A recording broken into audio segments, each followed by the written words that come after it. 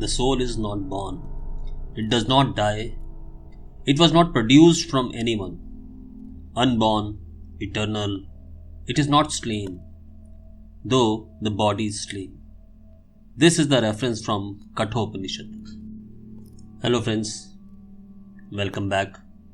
My name is Ashutosh Mishra, and today we will be discussing about the secrets of past life and the 12th house in our horoscope.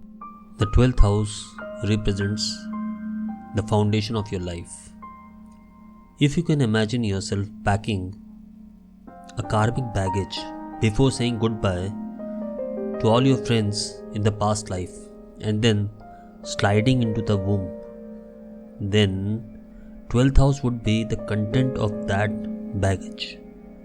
The planets connected to the 12th house secretly and unconsciously support or sabotage your mind, your body, and actually connects you to the past life unfulfilled desires which you want to achieve in this life. If you miss it, you will pile more in the next life. If there are more than one planet in the 12th house, that indicates that there are a lot of past life issues. It means spending a lot of time on your spiritual quest or talking to a therapist or working out what buried within you.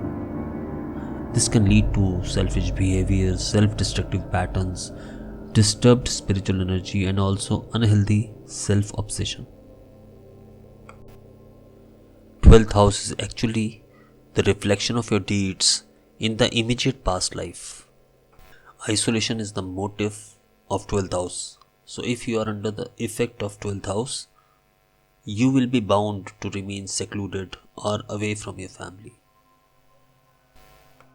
Mentally challenged are those who misuse the intellect in the past lives. This is the karmic punishment decided by our own conscience. From the time you are created in the womb of your mother till the age of 7, you are under the effect of 12th house.